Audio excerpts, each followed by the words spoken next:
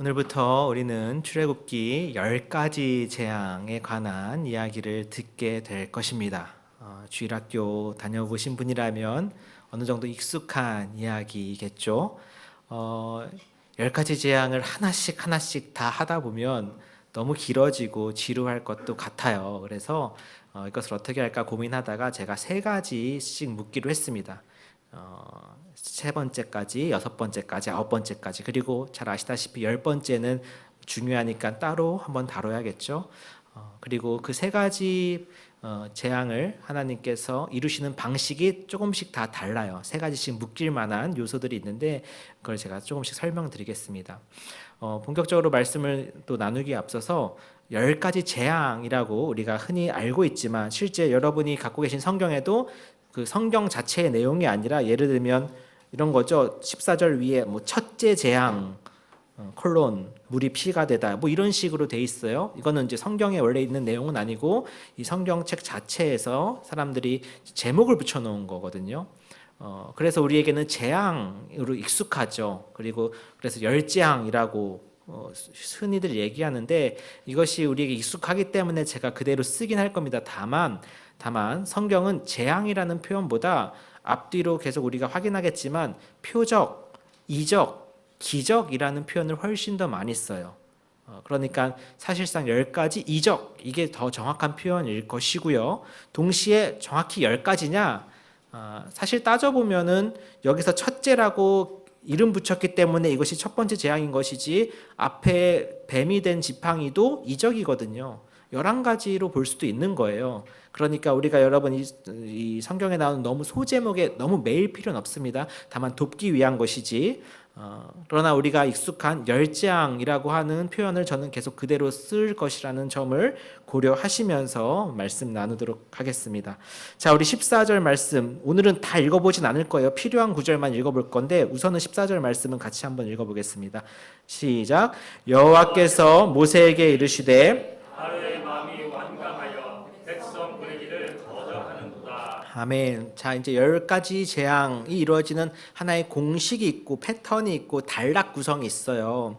그리고 그 단락 안에서 조금씩 변화와 디테일의 차이가 있거든요. 우리가 그걸 봐야 돼요. 막 이렇게 우리가 성경에 있다 보면은 열재앙 나오면은 다 아니까 넘어가기도 하고, 저 이거를 설교하시는 분들도 어려움을 느껴요. 이거 언제 다 하지? 그래서 그냥 저도 이제 뭐 외웠었지만 피게이파 가정음의 흑장 막 이런 식으로 야, 이렇게 있었지 하고서 넘어가는 경향도 있어요. 그런데 사실 그 안에 담긴 또 의미들을 우리가 살펴보면 굉장히 풍성해요. 그걸 여러분과 좀 나누기를 원합니다. 단락 구성은 주로 이렇게 돼요. 14절 읽으신 것처럼 이렇게 항상 시작합니다. 그 각각의 재앙마다 여호와께서 모세에게 이르시되라고 시작을 해요. 그리고 이제 각각에 해당하는 내용들이 있죠. 뭐 물이 피가 된다든지 파리가 있다든지 메뚜기가 있다든지 내용이 쭉 나오고 마무리도 항상 이렇게 되는데 어떻게 되느냐? 여호와의 말씀과 같았더라. 이렇게 마무리돼요. 그러니까 시작과 끝이 항상 주어가 누구냐면 여호와신 거죠. 여호와께서 모세에게 말씀하여 이르시되 이리 하라. 그래서 이리 하고 나면 마지막 마무리는 여호와께서 모세에게 말씀하신 것과 같았더라.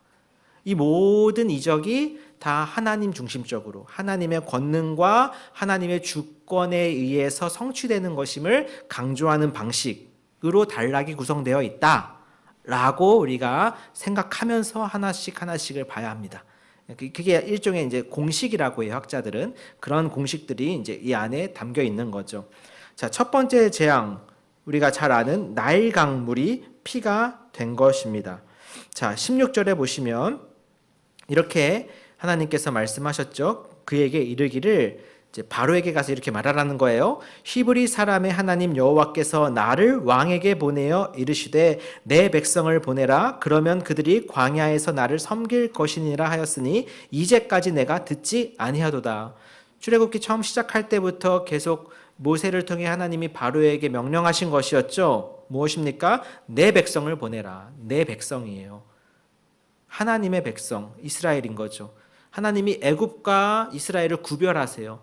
그래서 내 백성인 이스라엘은 구별하셔서 끄집어내시는 거죠. 그리고 그들로 하여금 자기를 섬기게 하시는 것이죠. 지금 바로에게 계속 바로를 섬기고 있는 거거든요. 그들이 그 바로의 땅에서. 근데 그들을 끄집어내셔서 나를 여호와 하나님을 섬기게 하겠다. 왜? 그들은 나의 백성이고 나는 그들의 하나님이기 때문에. 근데 바로가 줄기차게 거절하죠. 왜요? 얘네가 노다지거든요. 얘네 때문에 지금 아주 그 노동력이 풍성해서 이 애굽이 아주 풍성해졌단 말이에요. 여러분 200만 명 정도 되는 노동력 다 해서 어린이 아이들까지 어쨌든 그 정도의 노동력이면은 뭐 못할 게 뭐가 있겠어요. 엄청난 그 발전과 생산성을 이뤘겠죠. 그러니까 뭐 전혀 보내줄 생각이 없어요. 그러자 17절에서 이렇게 말씀하십니다. 17절 한번 같이 읽어볼게요. 17절 여호와가 이같이 이르노니 내가 이로 말미암아 나를 여호와인 줄 알리라. 볼지어다 내가 내 손에 지팡이로 나의 강을 치면 그것이 피로 변하고. 아멘. 자, 출애굽기 계속 제가 강조하는 꾸준히 말씀드리는 주제 뭡니까? 출애굽기를 보는 가장 좋은 렌즈 어떤 것을 통해서 보는 거예요? 여호와가 누구신가라고 하는 관점을 갖고 보는 거예요. 여호와의 구원이라고 하는 주제도 중요하지만 출애굽기를 통해서 우리에게 계속 보여주고자 하시는 게 뭐냐? 여호와가 누구신가를 보여주기 원한다는 거예요. 여기서도 마찬가지 여호와가 이같이 이르노니 내가 이로 말미암아 나를 여호와인 줄 알리라. 내가 누구인지 알려주겠다. 여호와라 하는 바로 그분이 나다라고 하는 것을 보여주겠다는 것이죠. 이 앞으로 이루어질 모든 이 재앙들은 다 뭐예요? 결국 여호와가 누구신지를 나타내기 위한 것에 초점이 맞춰지는 거예요. 와, 이거 신기하지? 이런 게 아니라 너무 허무맹랑한 이야기인데 그런 게 아니라 여호와가 누구신지를 보여주시는 하나하나의 아주 중요한 상징이며 의미이다. 실제로 일어난 역사이기도 하지만 그게 바로 첫 번째가 나일강을 쳐서 피로 변하게 한 사건인 것이죠. 자, 여러분 나일강 어떤 강입니까? 뭐 우리 학교 다닐 때 세계지리 어떤 사회 시간 어쨌든 나일강 좀 배우지 않나요? 대단한 강이죠. 세계에서 기준마다 달라요. 아마존이냐 하여튼 그 나일강 가장 긴 강이기도 하고 나일강 삼각주 이런 거 우리 공부했었던 기억도 저는 나는 것 같은데 어쨌든 간에 대단한 강이죠. 특히 애굽에 있어서는 그 강이 사실상 생명의 원천이고 근원이에요. 여러분 모든 문명은 다 어디서부터 시작이 됩니까? 강에서부터 시작되죠. 기본적으로 사람이 살려면 물이 있어야 되기 때문에 물 근처에서 모든 문명은 시작이 돼요. 하다못해 우리 서울도 한강을 끼고 지금 발전해 있잖아요. 그러니까 모든 문명은 강으로부터 시작되고 강이 생명의 근원인 거죠. 거기서부터 모든 원천을 받아요. 경제의 상징이기도 한 것이고 애굽이라고 하는 나라, 이집트는 이 나일강이라고 하는 것이 그들에게 있어서 말 그대로 모든 경제력의 원천이 되었겠죠. 그래서 그 나일강 그 애굽 지도 보시면 진짜 신기해요. 다 그 강을 중심으로 그대로 발전해 있습니다. 재밌어요. 그런데 지금 첫 번째 재앙을 통해서 하나님이 뭐를 보여주시냐면 그 나일강을 치시는 것을 보여주시는 거예요. 나일강의 생명의 근원이요, 나일강 부요의 상징인 실제 나일강을 상징하는 그 우상이 있거든요. 근데 이렇게 아주 이렇게 뭐라고 해야 될까요? 쉽게 말해 아주 뚱뚱해요. 그러니까 풍요의 상징인 거죠. 그런 이제 신상을 섬기는데 그런 나일강을 치심으로써 하나님이 보여주시고자 하는 게 뭐겠어요? 이러한 풍요의 근원조차도 하나님의 손 안에 있다라는 거죠. 하나님의 권능, 하나님의 주권 아래 있다라는 것이에요. 자, 여러분 제가 지난주일부터도 말씀드렸지만 이 열 재앙을 이해하는 두 가지 접근 방식이 있다고 말씀드렸어요. 크게 뭐예요? 하나는 자연주의적 접근이라고 하는 조금 어려운 표현이지만 말 그대로 이 10가지 재앙 오늘날의 관점에서 봤을 때 조금 허무맹랑한 것 같은 이야기를 어떻게 해서든지 오늘날의 관점에서 이해해보고자 하는 시도입니다. 과학적으로 좀 접근하려고 하는 거죠. 그러니까 오늘날의 우리가 관점에서 봤을 때 아니 어떻게 물이 피로 바뀌어 소위 물이 포도주로 바뀌는 것 같은 그런 변화에 대해서 현대인들은 쉽게 받아들이기가 어렵죠. 그러다 보니까 이것을 자연주의적으로 과학적으로 설명해 보고자 하는 시도들이 있었어요. 그렇게 해서 열 재앙을 다 설명합니다. 나름 설명해요. 그것을 받아들이지 않고는 우리 독자들의 몫인 건데 제가 그걸 다 소개는 해드릴 거예요. 근데 제가 거기에 동의한다는 것은 아닙니다. 우선 이런 식으로 설명하는 거죠. 예를 들면 나일강의 이제 적토, 학문 용어로 어려운 말이 있었는데 제가 지금 기억이 안 나요. 외워왔는데 어려워요, 외우기가. 하여튼 붉은 토양인 거죠. 나일강이 범람할 때 그 토양도 같이 무너진다고 합니다. 그리고 이 시기가 마침 그 나일강이 범람하던 시기, 홍수 시기와 맞물린다고 해요. 그러다 보니 실제로 그 홍수가 나면서 토양이 무너지고 그 적토에 의해서 물이 붉게 변화된 현상이 나타난 것을 나일강 물이 피로 바뀌었다라고 묘사하는 것으로 받아들이는 거예요. 그럼 어느 정도 납득은 되는 거죠. 그렇죠? 실제 나일강에 그런 현상들이 종종 나타나긴 하다고 합니다. 그렇게 이제 이해함으로써 이 본문을 보는 방식이 자연주의적 접근이라는 방식이에요. 나머지도 그렇게 설명을 아마 하는 방식이 다 있어요. 좀 이따 이제 하면서 설명드릴게요. 이게 한 가지고, 자, 동시에 두 번째 방식은 뭐냐면, 이 안에 담긴, 심지어 이것은 자연주의적 접근을 하는 학자들조차도 어느 정도 인정하는 바인데, 이 안에 담긴 이 말씀의 의미를 찾는 거예요. 그럼 이것을 통해서 드러내고자 한 의도가 뭐냐라고 하는 것이죠. 그것은 제가 앞서 말씀드린 것과 관련이 있어요. 나일강이라고 하는 상징이 있죠. 애굽의 근원이고 생명의 원천에 대해서 하나님이 직접 손을 대셨을 때 이조차도 그 생명의 근원이 피로 바뀌었다고 하는 것은 진짜 신이 누구인가, 나일강의 신인가 하나님이신가, 신들의 전쟁의 관점에서 보는 거예요. 그 신들의 전쟁에서 하나님은 여지없이 그들을 물리치시고 넉넉하게 이기십니다. 그것을 보여줘요. 그래서 이것을 통해서 하나님은 얼마나 크고 위대하신 분이신가를 드러낸다라고 하는 관점이에요. 제가 동의하는 관점인 거죠. 자연주의적 관점에 대해서는 제가 이렇게 말씀드리고 싶어요. 성경을 어떻게든 과학적으로 이해해보고자 하는 시도, 그러니까 믿기 위해서겠죠. 나름 믿기 위해서 하는 시도라고 하는 점에서 그 노력이 의미가 없는 것은 아니겠지만 성경을 보는 관점은 그렇게만 봐서는 성경이 갖고 있는 더 풍성한 의미를 보기는 어려워요. 그러니까 성경은 쉽게 말해 과학책으로 쓰인 건 아니거든요. 구원에 관한 책이고 하나님이 누구신지를 드러내기 위한 책이기 때문에 그렇게 볼 때 성경을 좀 더 풍성하게 볼 수 있는 거죠. 그리고 오늘날의 관점에서 현대인들이 이런 10가지 재앙 갑자기 물이 피로 바뀌고 이런 이야기들을 보면 이게 과연 내가 믿을 만한 일인가 라고 여겨지게 되잖아요. 근데 여러분, 제가 드리고 싶은 말씀은 이겁니다. 우리가 창세기 1장 1절을 펼치자마자, 성경책을 펼치자마자 보게 되는 구절이 어떤 내용이에요? 태초에 하나님이 천지를 창조하셨다는 내용이죠.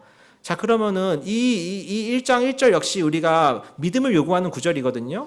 그것을 믿을 것인가, 내가 받아들일 것인가? 아니다. 이것은 그냥 세상에 그런 게 어디 있어. 그냥 자연스럽게 그냥 진화해서 만들어진 거지 라고 결정을 해야 되는 믿음의 결단이 필요한 구절이 1장 1절에서부터 시작이 돼요. 그럼 1장 1절을 믿음으로 내가 그렇습니다. 하나님께서 이 천지 만물을 창조하셨습니다 라고 받아들이게 되면, 여러분, 이후에 물이, 세상을 창조하신 분이 물을 피로 바꾸거나 개구리가 좀 이렇게 올라오게 하는 게 어려운 일일까요? 그건 정말 그냥 너무나 그냥 세상을 창조하신 분께는 얼마든지 하고도 남을 수 있는 일이라는 걸 우리가 좀 고려해서 봐야 되는 거예요. 근데 다만 이게 왜 우리에게 어렵게 느껴지냐면 오늘날에는 그런 일이 안 일어나기 때문에 그렇다는 거죠. 근데 적어도 하나님께서 그 시대에 맞춰서 자신을 드러내시고 기적을 베푸신 것은 사실입니다. 고대 근동에서 이러한 일이 있게끔 하셨던 것도 하나님의 역사인 거고요. 심지어 초대교회 시대 때도 우리가 오늘날 경험하기 힘든 놀라운 이적들을 많이 펼치셨던 것도 사실이에요. 그렇죠? 예수님도 그러셨잖아요. 오늘날에는 그러한 이적이 아주 제한적으로 일어나기 때문에 우리가 이해하기가 힘들다라고 말하는 것인데, 여러분, 하나님의 능력은 예나 지금이나 동일합니다. 그리고 오늘날에도 이러한 역사를 일으키시려고 한다면, 하나님이 의지만 있으시다면 하시고도 남는다는 것, 우리가 기억할 때 이 본문을 읽을 때 그렇게 마음 어려워하실 필요가 전혀 없어요. 제가 봤을 때는. 자, 그래서 그 나일강의 신을 치시는 이 신들의 전쟁의 관점에서 하나님의 위대하심을 드러내신 거죠. 그렇죠? 자, 그러자 근데 당황스러운 것도 22절 어때요? 애굽 요술사들도 자기들의 요술로 그와 같이 행했다는 거예요. 앞서 있었던 우리 지팡이, 뱀이 된 지팡이와 같은 일이 발생해요. 그러니까 뭐야, 우리 요술사들도 하는데 바로의 마음이 완악하여서 그들의 말을 듣지 않습니다. 그런데 문제는 뭐예요? 이게 재밌는 부분인데, 자, 바로의 요술사들도 물을 피로 바꿨어요. 그렇다고 한다면 와, 이 요술사들도 하나님과 같은 능력이 있네, 우리가 이렇게 볼 수 있을까요? 실제 잘 들어보세요. 그들이 하나님과 같은 능력이 있다면 물을 피로 바꿀 것이 아니라 그들이 어떻게 해야 됩니까? 그 피로 바뀐 것을 물로 바꿔야죠. 그래야 싸움이 되는 거예요. 정작 요술사들이 지금 가뜩이 난 물이 피로 바뀌어서 문제인데, 그쵸? 불난집에 부채질하고 있는 거예요. 우리도 할 수 있어 하면서 남은 물마저 코미디 같아요. 물 한 그릇 남아있는데 그것마저 바꿔버린 거죠. 웃기잖아요. 이게 뭘 보여줘요? 그들이 섬기는 신이 얼마나 무능력한지를 보여주는 거예요. 그들이 할 수 있는 것은 고작 따라하는 것 정도였던 거라고요. 정말 그들이 능력이 있었으면 반대로 했었어야죠. 그렇죠? 따라하는 것 정도는 그들이 할 수 있었던 거죠. 이것은 뭐 넓은 의미 하나님이 허락하신 것일 수도 있고요. 여러분, 사탄도요, 자신을 광명한 천사로 가장해요. 대표적인 게 뭡니까? 이단들이에요. 이단 교주들이 처음에는 막 온갖 거룩한 척, 그쵸? 천사처럼 다가오지만 사실상 속에는 검은 것이 가득한 것 아니겠어요? 그렇게 흉내는 낸다고요. 흉내는. 하지만 본질은 완전히 다른 것이죠. 정작 그들이 한 것은 똑같이 죽음으로 바꾼 것이에요. 근데 그거 보고도 바로가 완악해져서 23절 삐졌어요. 돌이켜 궁으로 들어갑니다. 바로가 애굽신의 대리자로 추앙받는 사람이에요. 아무것도 할 수 있는 게 없어요. 백성들은 지금 물이 없어가지고 두루 다니면서 고생하고 있어요. 근데 자기는 할 수 있는 게 없어요. 그냥 자기 집으로 가버리는 거예요. 얼마나 바로가 무책임합니까? 24절에 대조되고 있잖아요. 애굽 사람들은 나일 강물을 마실 수 없으므로 나일 강가를 두루 파서 마실 물을 구하였더라. 얼마나 무능력한지, 하나님이 얼마나 위대하신 분이신지를 드러내고 있어요. 또 이어서 두 번째 개구리 재앙인데요. 자, 1절 한번 같이 읽어볼까요? 1절 시작. 여호와께서 모세에게 이르시되 너는 바로에게 가서 그에게 이르기를 여호와의 말씀에 내 백성을 보내라. 그들이 나를 섬길 것이니라. 2절도 내가 만일 보내기를 거절하면 내가 개구리로 너의 온 땅을 치리라. 아멘. 자, 또 이렇게 시작하죠. 여호와께서 모세에게 이르시되 시작하고 있어요. 그리고 계속 얘기하시는 것은 내 백성을 보내라. 나를 섬길 것이다. 너 섬길 애들 아니다. 나 섬길 애들이다. 애굽 백성들까지 얘기하지 않고 애굽 애들은 너를 섬겨야지. 근데 누구예요? 이스라엘, 내 백성은 나를 섬겨야지. 보내라는 거예요. 여러분이 지금 이 자리에 앉아 있는 것 하나님 여러분 부르신 겁니다. 따로 부르신 거예요. 그리고 여러분 그 자리에 순종하여 나오신 거예요. 내가 온 것 같지만 하나님이 부르셨기 때문에 이 자리에 오셔서 섬기고 계신 거예요. 하나님을 예배하고 계신 거라고요. 근데 그것을 거절하니까 어떻게 하시겠다? 이번에는 개구리로 너의 온 땅을 치리라. 자, 자연주의적 접근 방식에서는 이것을 이렇게 이해합니다. 나일강이 범람했으니까 나일강물에 있던 개구리들이 더 이상 살 수 없어서 그게 붉게 된 그 나일강물에 살 수 없으니까 그 안에 있던 개구리들이 다 지면으로 올라왔다. 이렇게 설명하는 거죠. 어느 정도 타당해 보이지만 이 성경의 자세한 묘사들까지 보다 보면 이것은 그냥 자연스럽게 과학적으로 일어난 일이 아니라 하나님의 신적인 능력이 개입되었음을 여지없이 볼 수 있어요. 한번 보도록 할게요. 그리고 이 개구리가 왜 여기서 상징성을 갖느냐도 같이 보도록 하겠습니다. 자, 그래서 5절에 보시면 여호와께서 모세에게 이르시되 아론에게 명령하기를 내 지팡이를 잡고 내 팔을 강들과 운하들과 못 위에 펴서 강뿐만이 아니죠. 개구리들이 애굽 땅에 올라오게 하라. 6절 아론이 애굽 물들 위에 그의 손을 내밀매 개구리가 올라와서 애굽 땅에 덮이니. 실제 이 애굽 땅에 덮인 이것도 갑자기 일어난 게 아니라 자연스럽게 강이 범람해서 일어난 게 아니라 언제 일어났다고 얘기하고 있어요? 아론이 그 손을 내밀매. 그렇죠? 하나님께서 명령하신 대로 아론, 이 세 가지 재앙은 다 아론의 지팡이를 통해서 이루어지거든요. 하나님께서 모세에게 말씀하시고 모세가 아론에게 명령해서 아론이 그 지팡이를 갖고 이루시는 세 가지 재앙이란 말이에요. 그 다음 세 가지가 다르고 그 다음 세 가지가 다른데 여기 세 가지 방식은 아론의 지팡이를 통해서 이루시는 방식이에요. 자, 그랬을 때 이 개구리가 애굽 땅에 올라오게 되었던 거죠. 그리고 이 개구리는 온갖 정말 있을 곳 없을 곳에 다 있어요. 강조가 되고 있어요. 예를 들면 3절, 4절에 뭐 침실과 화덕과 떡반죽 그릇 뭐 너무너무 강조되고 있습니다. 자연스럽게 올라온 개구리들이 아닌 거죠. 그렇다고 한다면 이 개구리들은 도대체 뭘 의미하냐? 이제 그 당시 고대 근동에서도 섬겼던 신 중에 하나가 헤케트라고 하는 또 개구리 신이 있어요. 개구리 신. 별의별 걸 다 섬겨요. 근데 인간들은 섬깁니다. 뭐 눈에 보여야 성에 차는 사람들인 거거든요. 심지어 이스라엘도 나중에 금송아지를 만들어 놓고 섬기잖아요. 그러니까 각종 우상들을 섬겨요. 만들어 놓고 그 신상을 섬깁니다. 실제 개구리 모양을 한 신상을 섬겨요. 그래서 개구리들의 출산을 돕는 그런 신이라고 한대요. 물론 이 헤케트에 대한 신들의 전쟁에서 봤을 때 개구리들이 많아진 것이 어떻게 여호와 신의 승리인가를 설명하는 건 어려워요. 하지만 결과적으로 봤을 때 이 개구리들이 다 어떻게 됩니까? 다 죽어요. 하나님, 여호와 참된 하나님, 여호와 참신이신 분이 개구리로 상징되는 애굽의 거짓 신을 또한 이기신 겁니다. 밟으신 거예요. 그런데 여기서도 마찬가지 7절에 보시면 요술사들도 자기 요술대로 그와 같이 행하여 개구리가 애굽 땅에 올라오게 하였습니다. 그럼 또 뭐 요술사들도 하는 건데 특별한 게 아니잖아. 근데 여러분 요술사들이 하는 이 행동을 보세요. 지금 뭐가 문제예요? 그럼 개구리들이 너무 많아서 문제예요. 그럼 어떻게 해야 돼요? 개구리들이 다시 들어가게 해야죠. 근데 그걸 또 따라하는 거예요. 가뜩이나 많은데 똑같이 개구리들을 더 불러내네요. 그러니까 이 요술사들이 하는 이 행동은 전혀 의미가 없는 거죠. 사실상 도움이 하나도 안 되는 거예요. 그래서 이번엔 바로가 어떻게 하느냐? 8절에 보세요. 바로의 태도가 이제 조금씩 바뀝니다. 이 차이를 보셔야 돼요. 이 디테일의 차이가 있어요. 바로가 모세와 아론을 불러 이르되 여호와께 구하여, 이 기도 요청하는 거죠. 중보 기도 요청하는 거예요. 바로가 여호와께 구하여 나와 내 백성에게서 개구리를 떠나게 하라. 지금 요술사들이요, 아마 피로 된 물을 다시 물로 바꾸거나 올라온 개구리들을 내려가게끔 하는 요술을 안 했을까요? 분명히 했었을 겁니다. 근데 피로 되는 거, 개구리가 올라오는 건 되는 거예요. 근데 반대는 안 되는 거죠. 그러니까 바로가 지금 그걸 확인하고 이거 반대로 하는 거, 이거는 여호와 너네 신만 가능한 거구나 안 거죠. 그래서 모세와 아론에게 기도 부탁하는 거예요. 이 개구리 좀 치워달라고.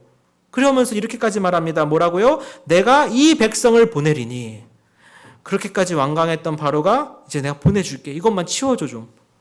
그리고 가서 그들이 여호와께 제사를 드릴 것이니라. 이렇게까지 말해요. 우리 바로가 달라졌어요. 그렇잖아요. 바로가 달라졌어요. 그랬을 때 모세가 그러니까 즉시, 자꾸 이게 헷갈려요. 바로. 예. 그 즉시 기도해서 그 개구리들을 치워주지 않고요. 모세가 이제 여유가 생겼어요. 어떻게 하는 줄 아세요? 9절 보세요. 바로에게 이르되 내가 왕과 왕의 신하와 왕의 백성을 위하여 이 개구리를 왕과 왕궁에서 끊어 나일강에만 있도록 언제 강구하는 것이 좋을는지 내게 분부하소서. 마치 고객 상대하듯이 말해요. 손님 언제 해드릴까요? 제가 왜 이렇게 하는 거겠어요? 이 일이 여호와께로부터 일어났다라는 것을 분명하게 보여주고 싶은 거예요. 내가 말씀드리면 그때 바로 치워주세요.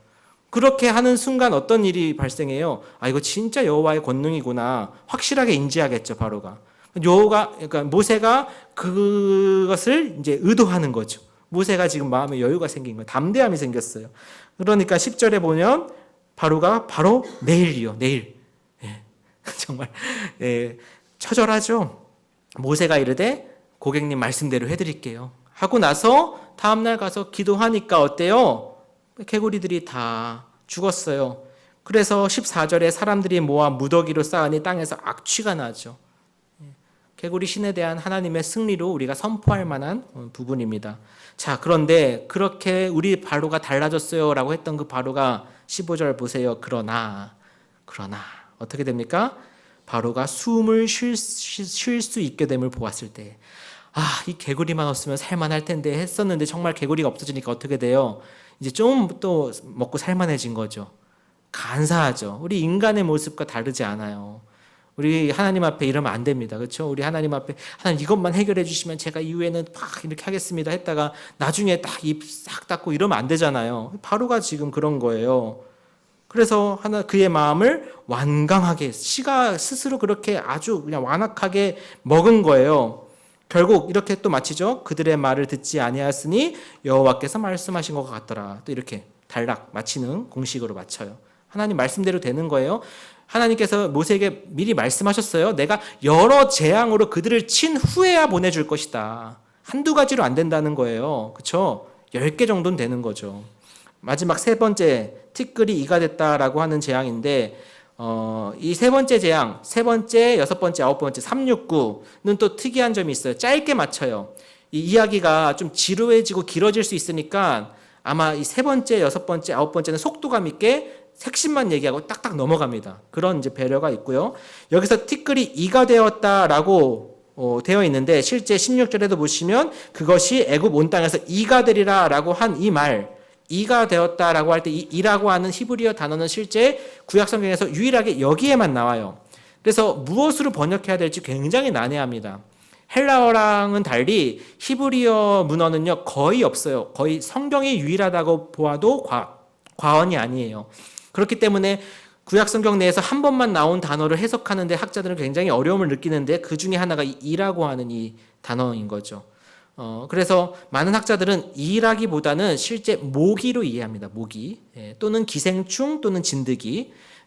그럼 자연주의적 접근에서는 어떻게 이해할까요? 당연히 강이 범람하였을 때 급격하게 불어난 개체수의 모기로 이해하는 경향이 있겠죠. 그렇다는 것을 제가 소개해 드려요. 자, 근데 이 셋째 재앙에서는 뭐가 중요하냐? 13절에 보시면 18절에 보시면 여기서 또 변화가 하나 생겨요. 뭡니까? 요술사들도 자기 요술로 그같이 행하여 이를 생기게 하려 하였으나 어떻게 합니까? 못하였다.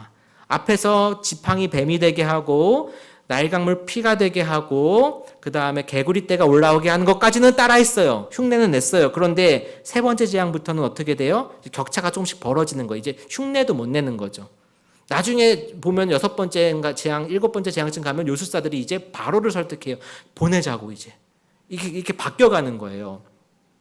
그러니까 이제는 더 이상 요술사들도 그같이 행하지 못하는 것을 보여주고 있어요. 그러면서 심지어 19절에 이렇게 말합니다. 19절 한번 같이 읽어보죠. 시작. 요술사가 바로에게 말하되 이는 하나님의 권능이니이다 하였으나 바로의 마음이 완악하게 되어 그들의 말을 여호와의 말씀과 같더라 이렇게 마치고 있고요. 요술사들이 한 말이 굉장히 중요하죠. 요술사들도 뭐라고 말해요? 이는 하나님의 권능입니다. 물론 여기서 하나님, 여호와라고는 안 했어요. 신이라고도 번역될 수 있습니다. 권능이라고 한 이 히브리어 단어는 뭐 여러분 성경에도 아마 밑에 나와 있을 텐데 손가락이란 뜻이에요.